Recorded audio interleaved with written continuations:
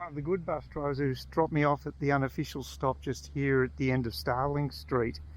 It's a slightly shorter distance for me to get back home. It's a warm day, and I've got a bit of a crook foot too. My left foot's a bit dodgy.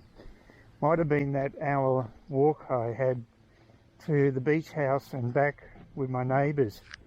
Might have. I've had it before and it might have just aggravated it. So we'll see.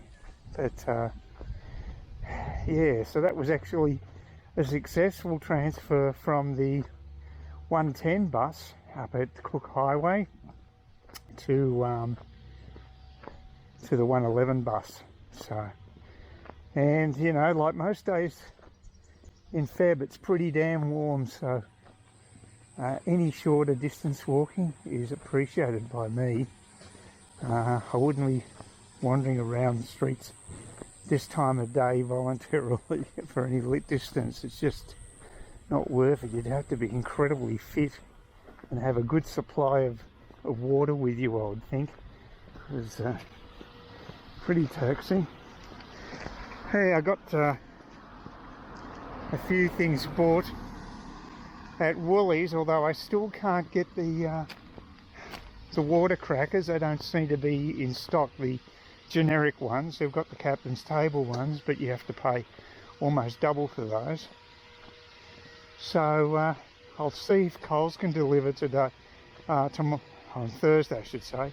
I will do another Coles delivery this week. I skipped it last week. Sometimes I just don't need a delivery, but definitely do now. And also I bought some not Jarlsberg, maybe it was Jarlsberg. Well, I bought cheese anyway, sliced cheese from Woolworths today.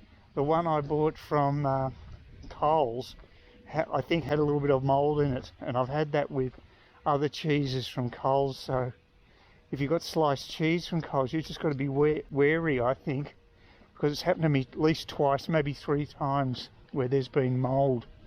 So I think Woolies is definitely ahead when it comes to the way they store their food. It seems to be a superior system. So I bought that, and it's exactly the same price you pay at Coles, $5 for the, was about 250ml of sliced Gouda. You say Gouda, I say Gouda. The dog doesn't like it. This is probably a pretty dumb idea, but I'm going to head off around midday on Wednesday, and it's around 32 degrees, and according to the online guide it feels like 39 degrees, so it's pretty damn warm. There's a little bit of a breeze. This is the first time I've actually been on the bike, I'd say, for maybe 2 to 3 weeks. Tomorrow's going to be raining again. We've had a lot of rain, so you got to take your dry spells when you can, but I should have done it earlier today. As you can see, there's plenty of juice in the battery now, totally reloaded, recharged. So we'll just head up to the bike, to the gate, and see how we go. Even though it's a hot day, I'll just take it easy. With pedal assist it shouldn't be too bad. I have got second thoughts. I don't know what to do this. Just don't feel like doing it today, not in this bike. I'm getting a bit disillusioned with this e-bike. It's way too high up. It's not the design I really like. I don't know. I might just walk down the shops later in the day when it's a bit cooler. I'll see how I feel, but just don't feel confident getting back on the bike today. Well, this is pretty typical weather for what's been happening in the last week or two. Bit of sunshine and precipitation as well, so it's raining quite a bit. Been doing a bit of weeding over there, and got to get onto all these pots and replot stuff, because I've just there's a lot of crap there basically that needs to be got rid of. I'm slowly but surely, the back of my house is getting vegetated again with all the plants that I've put down the back there on the fence line, and my ferns are doing well. I just put in I got my delivery, well, very much a partial delivery from Coles today, and I had a record 10 items missing from my delivery. And I don't get very big orders because I'm a single guy. Generally, the total cost of my orders would fluctuate between, say, the $50 mark through to maybe $80 max. And this time I think it was around 70 something dollars. So pretty average sort of order, but so many items just were not delivered today.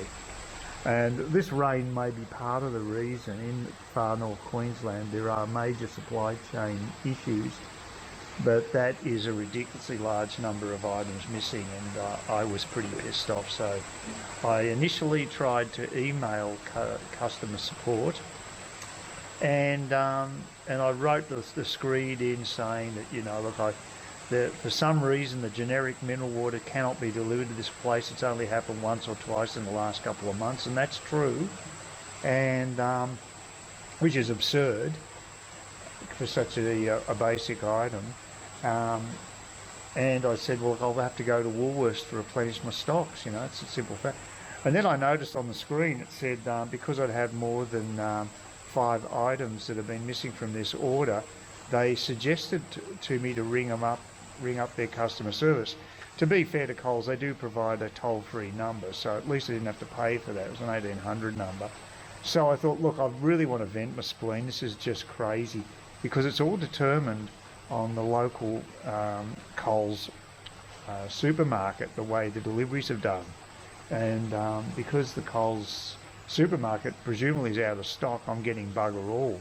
But I just can't believe their shelves are continually empty of their generic mineral water. I find that hard to believe, and I suspect that they're not delivering to people's houses, and maybe they do have the stock. I don't know. It's very fishy. But anyway, I got on to their customer service, and for some time, I was talking to this woman for some time about it, so I was actually quite surprised they did at least take my call seriously. And they said they're going to contact the local supermarket on my behalf. I guess if enough customers do this, I'll put a bit of heat on the local manager, and he'll have to pull his finger out and basically get things operating better, because I've shopped at that particular supermarket and I didn't notice that the stock was down that much. I mean, it's been a long time since I've done it, because it's a 50-minute walk to get there, and in this heat I just haven't been bike riding, so, and it takes about 22 minutes by bike, but I almost went on a bike ride yesterday just to do a liquor run, and I got on the bike and it's just so high. I just don't like that e-bike. I'm really coming to the conclusion that maybe I'll have to look at alternatives, because it's just a bike I find hard. Once I'm moving, it's okay, but I don't feel very comfortable riding that bike. So it's, like I say, it's just too high off the ground, and just getting my leg over is a task. I mean, it's just a poor design in my opinion. I'd definitely get a step-through model rather than the one with the bar going across, because it's a 28-inch bike. Suitable for a taller guy, sure, but not for me. I'm about 5'7". I'm 170 something centimeters, millimeters, not centimeters. I'll be a giant. I don't know. I can't even work out the metrics. I'm still having trouble, but it's about 170 anyway. So I'm not a tall guy, but I just find it difficult. But I was actually impressed with Coles customer service. At least they seem to take my queries seriously. I thought at one stage she might give me a credit, but it was very hard to understand her on the phone. Another reason why I'd prefer just to send an email, because if you get a crook phone line, it can be a lot of work. I prefer much communicating via emails if possible. But in this case, they wouldn't allow it. They forced you to actually ring them, which is a bit of a pain. Anyway, I got that off my chest, and I want to do a grog run today, and because it's raining and it's cloudy, I might actually be able to go out midday. I've got a bit of a crook foot as well, so bike riding is my preferred way of getting to the local liquor land. But I am a bit isolated at the moment, because like I say, with this, my left foot just a little I don't know what it is, a bit of a strain, but I might have to do a 20-minute walk each way. So what I might do is tomorrow, if we're doing the beach house thing, I don't know if I'll walk with them. I might get the bus instead. We'll just see, just play it by ear. But anyway, it's just a very short shower. It seems to have abated, and hopefully I'll replenish my grog supply. I've had 3 alcohol-free days in a row, which isn't bad. I'm glad to do that, but I wouldn't mind actually getting some grog today. And presumably I'll be drinking beer tomorrow during happy hour between 4 and 6. Fingers crossed. I'm heading off to the shops, and couldn't be bothered taking an e-bike. Just going to walk it. There's a nice cool breeze. It's probably going into the microphone a bit, but it's quite refreshing because it's just been so hot this week. It hasn't been very conducive to walking.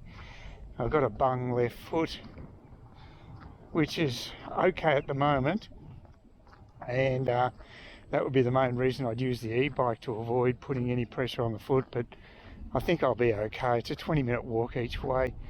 Again, it's supposed to rain tomorrow, but you just never know. It's supposed to have rained all today, and it hasn't. It's just been sporadic. But yeah, so far so good.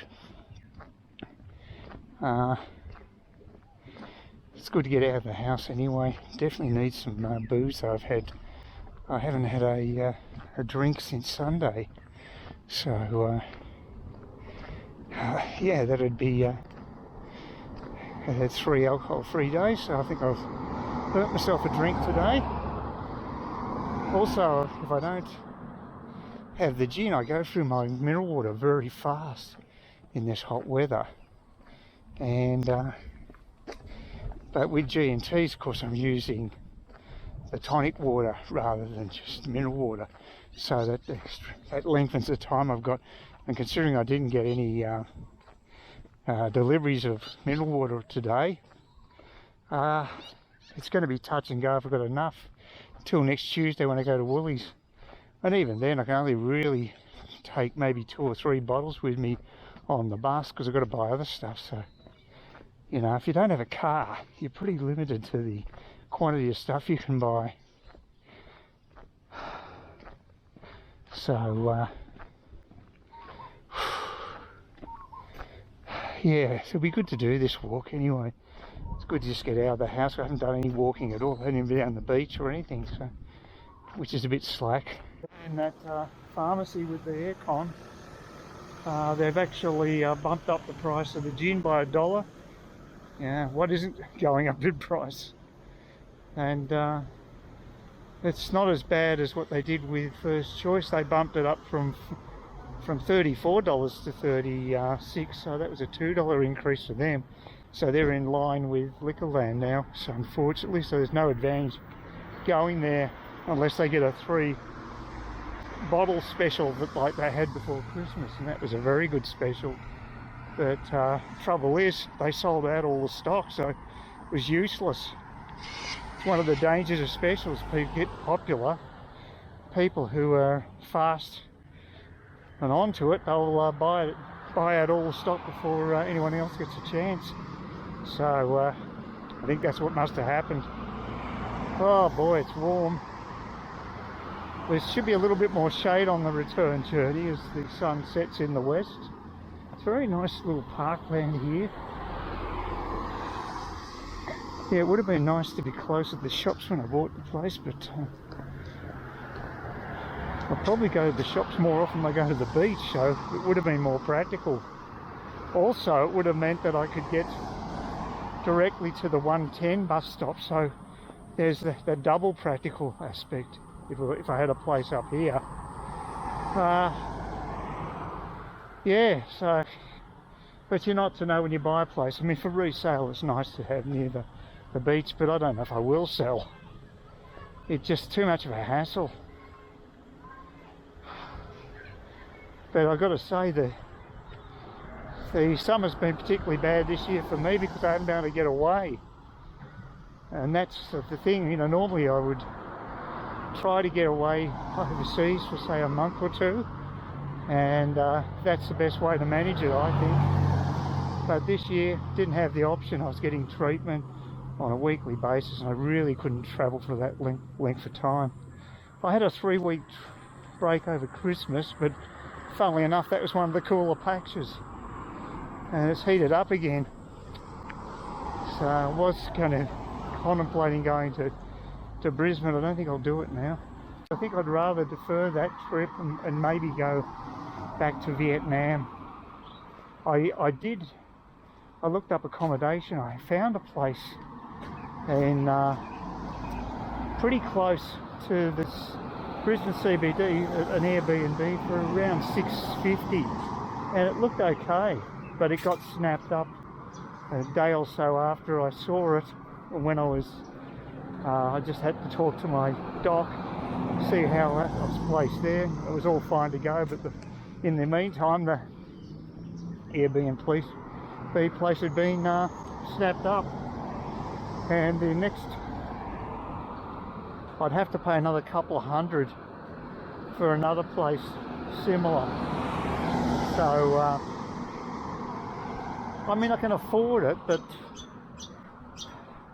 if I've got this dodgy foot, if I can't get over that, it's not going to be much fun for walking around. So that's a bit of a worry. I'd rather spend my money in going to Vietnam, and she tends to think that I could do that maybe in March, late March. So I'll be after my birthday, but that's okay. But I'd rather do that. I am really edgy about having a trip though. I really want to go away. The ticket I bought to go to Brisbane, I paid more for now. I think I can actually change the dates and maybe even get a credit on it. If I can get a credit on it, even better. So we'll see.